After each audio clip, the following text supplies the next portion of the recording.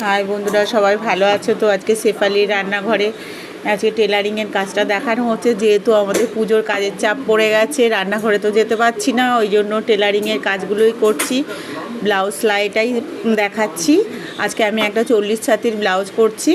এই যে পুরো কাটিং হয়ে গেছে, কেটে ফলস দিয়ে টেকে নিয়েছি, এবার সেলাই করব। এটাই আজকে তোমাদের সঙ্গে শেয়ার করব। তো চলুন করা যাক। এই হাতাটাকে আগে প্রথমে মুড়ে নেব 1/2 ইঞ্চি করে।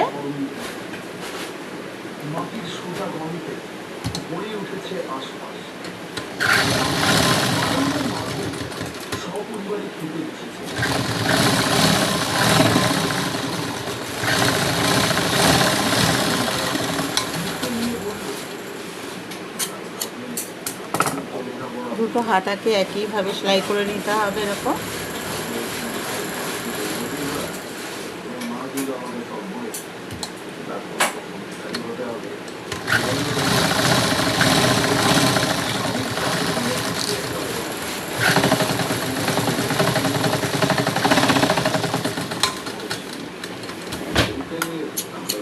দুটো হাতা মোড়া হয়ে গেল। এবার আমি ব্যাক পার্টি টেকিংটা মেরে নেব।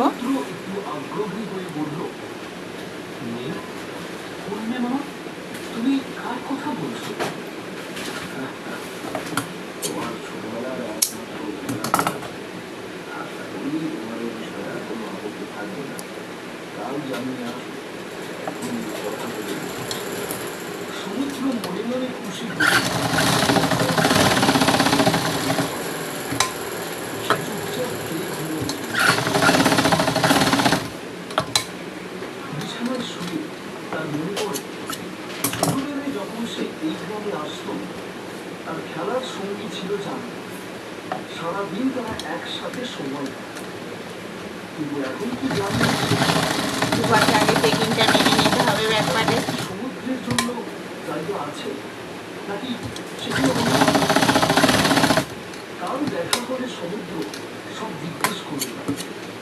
ব্যাক পার্টে টেকিং মারা হয়ে গেছে।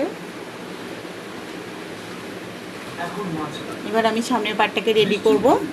এখন খানিকটা কমে গেছে, ভিজে সব করছে এই পুকুর।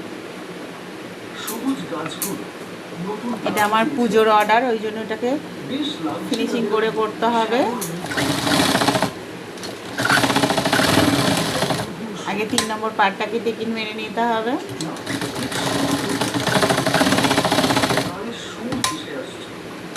এখন প্রচুর কাজের চাপ পড়েছে, ওই জন্য আমি রান্নাঘরে তো ঢুকতেই পারছি না। এখন ব্লাউজের ড্রয়িংটাই তোমাদের সঙ্গে তাই শেয়ার করছি। আগের ভিডিও আমি ব্লাউজ কাটিং দেখিয়েছিলাম, আজকের আমি এটা ব্লাউজ সেলাই করে সেলাইয়ের পদ্ধতিটা তোমাদের সঙ্গে শেয়ার করছি।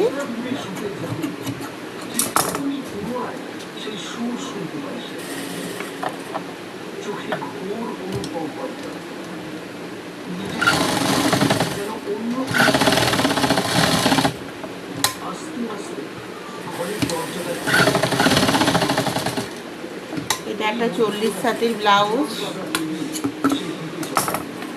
এটাতেই ফিটিংস হচ্ছে। এই টেকিং মারা হয়ে গেছে। এবার আমি বাটিটাতে সাইডে যে এক্সট্রা কাপড়গুলো আছে এটাকে কিন্তু আগে কেটে নেব।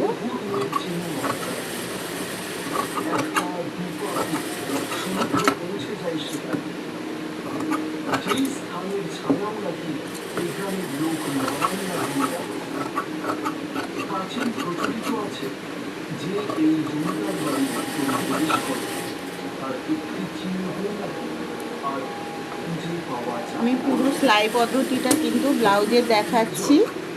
যদি কেউ একটু টেলারিং কাজ জেনে থাকো তাহলে কিন্তু দেখে দেখে সেলাইটা করে নিতে পারবে।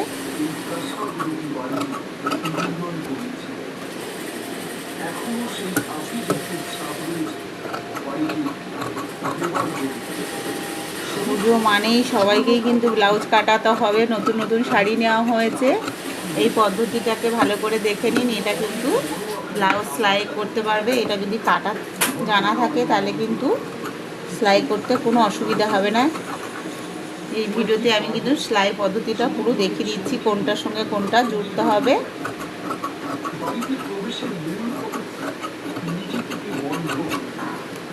তখনই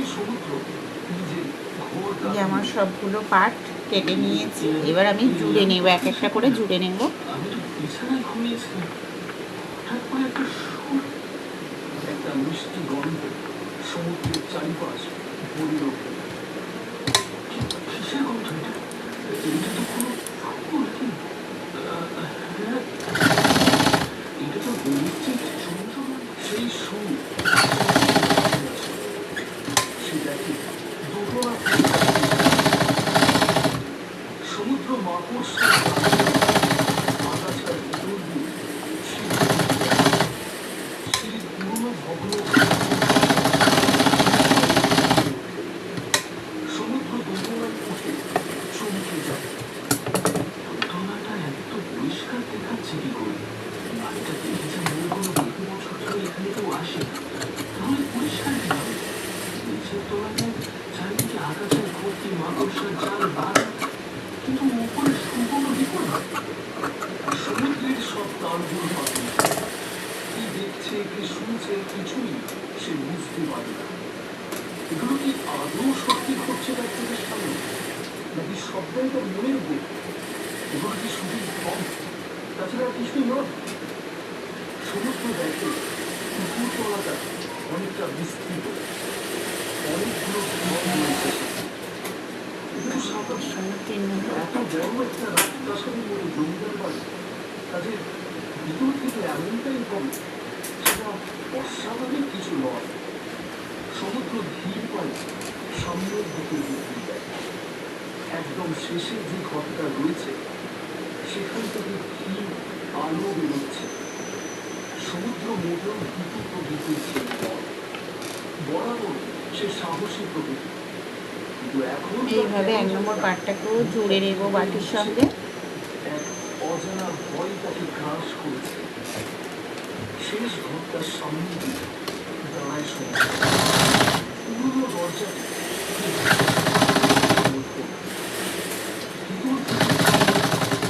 আভা ছড়িয়ে পড়েছে। চোখ লাগিয়ে দেখার চেষ্টা করে ভিতরে কি ঘটছে। হঠাৎই তাকে চোখ বিকট একটা শব্দ তাকে পিছন থেকে ধাক্কা দেয় এবং সে ছিটকে গিয়ে ঘরে মেঝেতে উঠিয়ে দেয়। সমুদ্র দেখুন বন্ধুরা, আমার কিন্তু জোড়া হয়ে গেছে। এবার আমি 4 নম্বর পার্টটাকে এর সঙ্গে জুড়ে নেব। সুগন্ধ, এসব কি সমুদ্রের ফল? সমুদ্র অবশ্য অনেক অতি গল্প রয়েছে, যেগুলোতে উল্লেখ আছে যেসব স্থানে বিষাক্ত বাস হয়, সেসব স্থানে এই জাতীয় গল্প।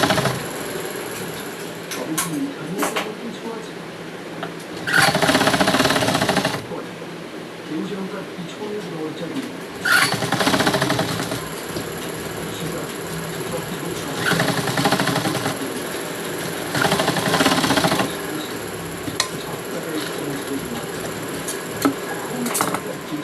যে সামনের একটা পার্ট কমপ্লিট হয়ে গেছে দেখুন।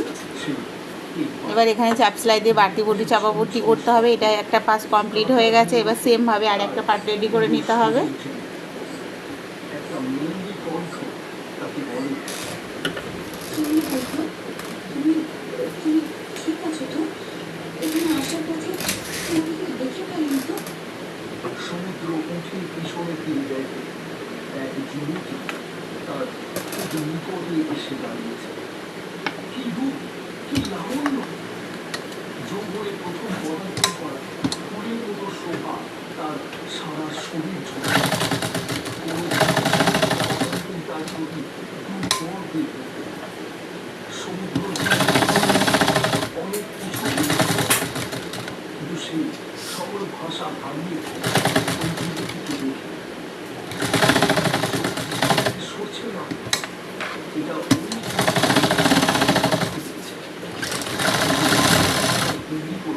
সে বলল, কি গো, আমাকে কি দেখছো? তুমি তো এর আগেও বহুবার আমার দেখেছো, শুনেছো। একইভাবে দু সাইডে সমান করে কেটে নিতে হবে বাড়তি কাপড়টা। আমি এখানে বা কেন এলাম? তাহলে তুমি কি ওই খাতা তুমি গাইছিলে? যুবতী মৃদু হেসে দেয়। সমুদ্রের হাতটাকে নিয়ে তাকে বিছানায় বসানো, সেই কয়েকটা ছবি নিয়ে আসা।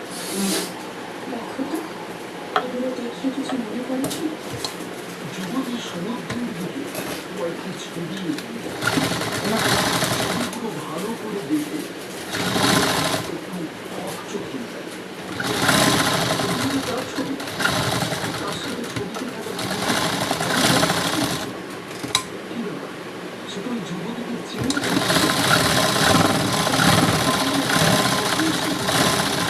ছবিগুলো দেখে তো বহুদিনের মনে হচ্ছে। তবে আশ্চর্যের যে ছবিগুলো এখনো নতুন অক্ষত কিভাবে থাকতে পারে? তাও আবার এরকম দুটোই সেম ভাবে জোড়া হয়ে গেছে। এবার এখানে আমি 4 নম্বর পাটটা লাগিয়ে নেব। নাকি ঘুমিয়ে ঘুমিয়ে স্বপ্ন দেখছে তা বুঝতে পারে। যুবতীর মৃদু খেলা, সে ভোর রাতে মেয়েটি কেঁদে ফেলে। এই যে 4 নম্বর পাটটা ধরেছে এরকম, যে দিকটায় পাঁচ আছে সেদিকটাই সেট করা দিকে ধরতে হবে। ধরে এখান থেকে এক চাপ করে সেলাই করে নিতে হবে। আমি তোমার চন্দ্রমল্লিকা। ওই হোক, তুমি এখন কিছু মনে করতে পারোনি? এই প্রথম কোনো মনের মধ্যে তার যেন কেউ কোথার কথা বলছে।